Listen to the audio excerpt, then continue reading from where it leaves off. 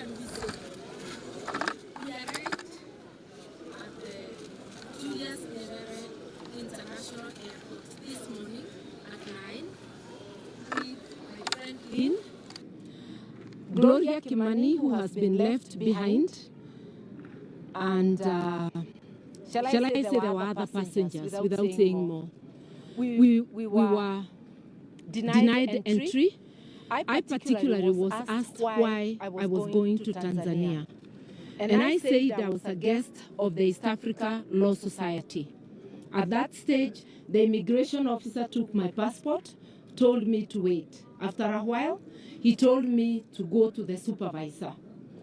While with the supervisor, Lynn and Gloria joined me, and the common thread between us was that we were guests of the East Africa Law Society. They did not ask any other question. We have been detained at the airport for about 6 hours. We had an officer guarding us. We were not in handcuffs, but we were detained and under guard. And they communicated after 1 hour and said, we have been denied entry.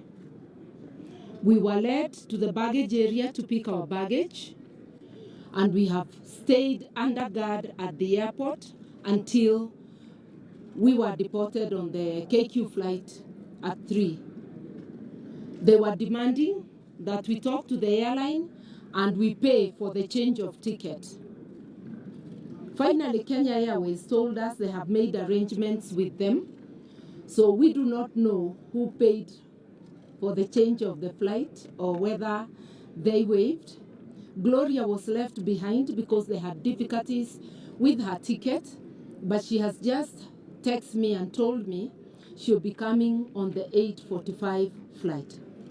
Our detention, deportation, and denial of entry is problematic in several ways. One, we are citizens of the Jumuiya. We therefore have a right to visit the Jumuiya. We have not committed any criminal offense, nor are they alleging that we have committed any offense, whether here at home or in Tanzania.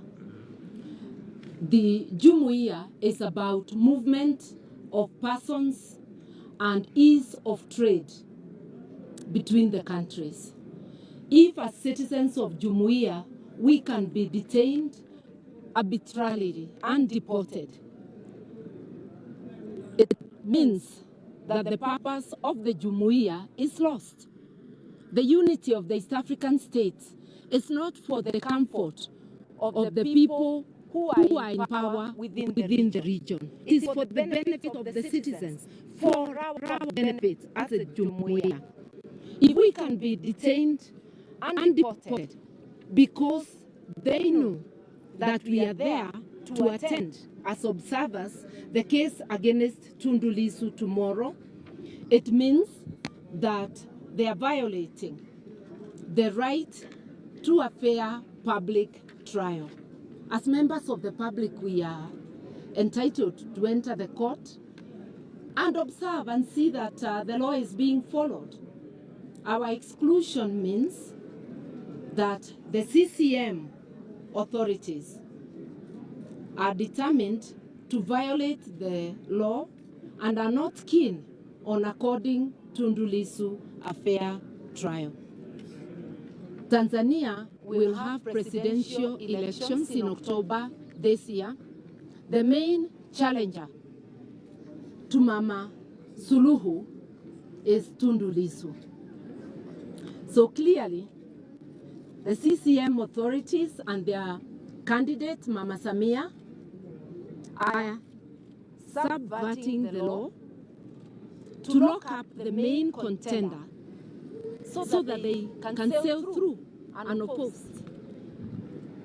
The reasons that Tundu Lissu was arrested is because he's leading calls of no reform, no elections. What law has he broken by asking that there be reforms in Tanzania? And if indeed he has broken the law, why do they fear observers going to watch the trial and see that it's free and fair? My call to the government of Tanzania and to Mama Samia Suluhu, drop the charges against Tundu Lissu, stop chasing around shadows. As observers, we have nothing to do with what is happening. Let the people of Tanzania choose a leader, accept the reforms, and accept the rule of law. And I want to remind Mama Samia and the CCM government that the East Africa Treaty obliges all the states to follow the rule of law. Following the rule of law means according to Tundu Lissu, a fair and impartial trial, public trial, and therefore admitting observers like ourselves. I also want to plead with Mama Samia to direct her attention to the brutal arrest of an activist, Mdude, Nyangali Mdude, who was arrested 100 days ago in a very bloody arrest. If you see those videos, a lot of blood in his house as he was being arrested. He has not been heard of since. Like Kenya does, Tanzanian authorities are denying that they do not know where Mdude is. Who else would arrest somebody from their house violently, shedding blood? And if it's not the CCM authorities, what have they done about it in 100 days? They would by now have known who was arrested him. Kindly, Mama Samia, with respect, let the whereabouts of Mdude be known to his family.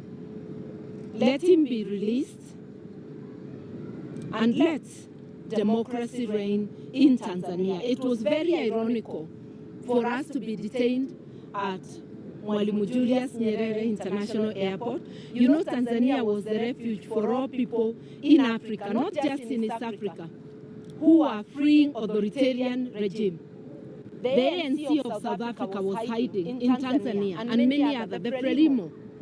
Today, at an airport named after the great leader of Tanzania, Julius Nyerere, we were detained for no offense, for merely seeking to go and stand in solidarity and to observe the trial of Tundu Lissu. We thank you very much for your attention, and we call upon all leaders of the East African states. We notice that it's like there is now collaboration in oppressing citizens.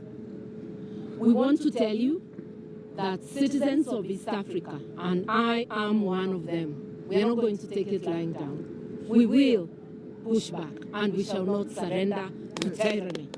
Yeah. It's for the first time we're seeing this as the cannibals being exported from Tanzania or any other neighboring country. It's for the first time we're witnessing this. What do you think? Where do you think we are going? Where do you think we're heading to as a country, as the East African community? In a very bad place. And I must disclose that through the phone of the Kenya Airways desk person, I spoke to the ambassador of Kenya to Tanzania. He told me he was in Kenya. He sought to speak to me through the airline desk, and he said they were looking into it. If Kenya has not issued any note of protest, then they are collaborating in the deportation of an East African seeking to visit a fellow East African countries. Beware, citizens of East Africa, that our leaders are collaborating to oppress us. Is it also an indication that opposition leaders from these other countries will not be allowed to Tanzania? Is it an indication? It's a bad start. You will recall that last year, in November, a leading opposition figure in Uganda, Dr. Kizza Besigye and Obed Lutale, were abducted from Kenya. Abducted by Kenyan security agencies and Ugandan security agencies. I say so because it is the Ugandans that renditioned him back, but in collaboration with the Kenyans who assisted in the arrest. He is like Tundu Lissu, now facing treason charges after the military court was discontinued by the Ugandan Supreme Court. You can see similarity. Uganda general elections are in January next year. You can see similarities. The threats that another very senior and leading opposition figure in Uganda, Bobi Wine and his party, are facing daily abductions of their members, threats by senior figures in the country.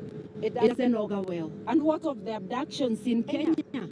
Abductions of both our citizens and foreigners legally in Kenya, like Dr. Besigye, like the refugees from Turkey, like businessmen from Ethiopia. Abductions everywhere. And in Kenya, those abducted don't always return home. Some turn up dead. Others turn up after a long period of torture.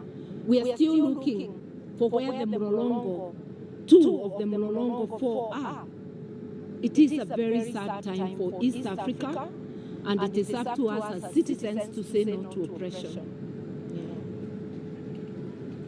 Asanteni sana. Twashukuru. Thank you so much.